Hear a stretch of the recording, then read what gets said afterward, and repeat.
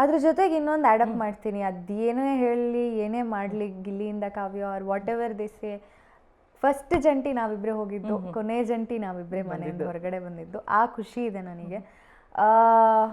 Of course ಬೇಜಾರಾಗ್ತಿತ್ತು ಅಂದರೆ ನನಗೆ ಗಿಲ್ಲಿ ಇಂದ ಯಾವುದು ಪ್ರಾಬ್ಲಮ್ ಆಗ್ತಿರ್ಲಿಲ್ಲ, ಗಿಲ್ಲಿ ಫ್ರೆಂಡ್ಶಿಪ್ಪಿಂದ ನನಗೆ ಪರ್ಸ್ನಲಿ ಏನೂ ಅದು ಎಫೆಕ್ಟ್ ಆಗ್ತಿರ್ಲಿಲ್ಲ.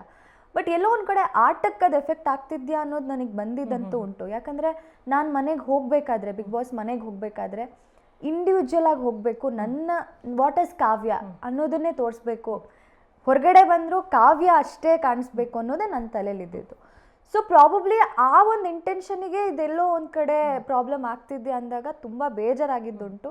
But at the same time ಆ ಒಂದು ಕಾರಣಕ್ಕೆ ಸುಮ್ಮನೆ ಗಿಲ್ಲಿ ಜೊತೆ ಏನೋ ನಾನು ಜಗಳ ಮಾಡ್ಕೊಳ್ಳೋದಾಗಲಿ ಅಥವಾ ಗಿಲ್ಲಿನ ಅವಾಯ್ಡ್ ಮಾಡೋದಾಗಲಿ ನಂಗೆ ಇಷ್ಟ ಇರಲಿಲ್ಲ. ಗಿಲ್ಲಿ ಜಾಗದಲ್ಲಿ ಬೇರೆ ಯಾರೇ ಆ ಒಂದು ಫ್ರೆಂಡ್ಶಿಪ್ ವಿಷಯಕ್ಕೆ ಏನೇ ಮಾಡಿದ್ರು I am not summon like that. So ಅದೇ ಚಾಲೆಂಜಿಂಗ್ ಆಗಿತ್ತು ನನಗೆ ಆ್ಯಕ್ಚುಲಿ.